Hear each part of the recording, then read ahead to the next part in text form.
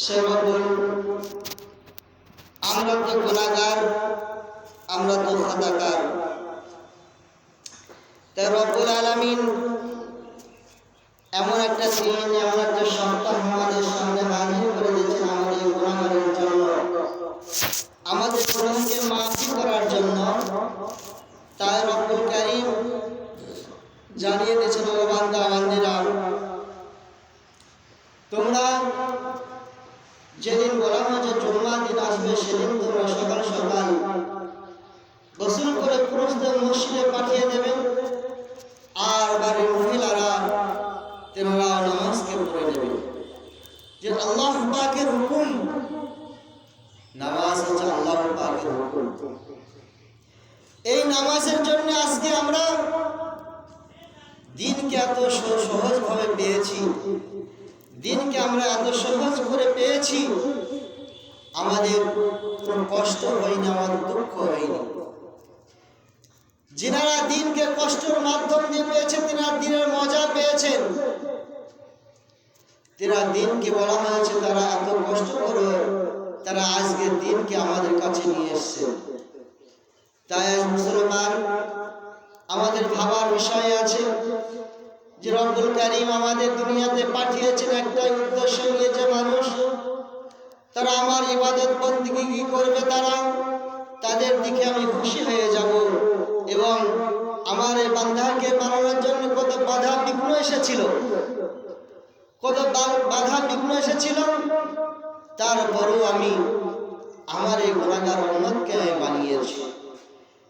আমি রব্বুল কারীম যারা বাধা দিচ্ছিল, যারা বাধা দেওয়ার জন্য তৈরি হয়েছিল, তাদের ঘরে আমি ফখর করে বলবো, দেখো তুমি যাদের ঘর বাধা দিচ্ছিলে যে দুনিয়াতে পাঠাতে হবে না, সেই বান্দারা আজকে আমার তার ইবাদত বন্দি করতে যাচ্ছে। বলা হয়েছে, রব্বুল কারীম এটাও বলে দিয়েছেন, যা বলা হয়েছে, উহুদ পাহাড় যদি ঘোরা হয়ে থাকে, সে যখন নামাজ পড়ার জন্য সে তৈরি হয়ে যাবে এবং নামাজের জন্য সে যখন রেডি হবে, রব্বুল কারীম বলছেন তার সমস্ত গুনাহ আমি রব্বুল কারীম মাফ করব। সুবহানাল্লাহ।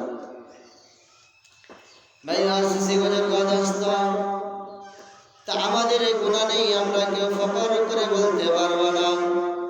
আমাদের গুনাহ হয়নি, কথাও বলতে পারবো না।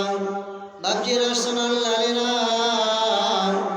আমরা যদি ভাবি আমাদের চুল থেকে নিয়ে আমাদের পা পর্যন্ত আমাদের গুনাহ হয়ে গিয়েছে, আমরা গুনাহ করতে করতে আমাদের দিল আমাদের কালো হয়ে গিয়েছে, আমাদের অন্তর আমাদের কালো হয়ে গিয়েছে। বাপজি রাসূলুল্লাহ, আমরা রব্বুল কারীমকে বলি, ইয়া রব্বুল কারীম, আমাদের যাহা গুনাহ হয়েছে তুমি প্রকাশ্যে না করে, বাতিনি না করে, জাহিরি না করে আমাদের সমস্ত গুনাহ তুমি মাফ করে দাও। আর আমাদের বাকি জীবনটা তোমার মুসিবতে চলা তুমি তৌফিক দান করো।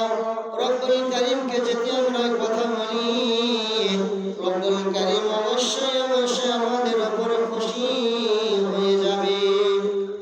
আর ওই খুশি হওয়ার কারণে রব্বুল কারীম সেই বান্দার বলা হয়েছে, যত সগীরা কবিরা যত গুনাহ থাকবে রব্বুল কারীম মাফ করে দেবে।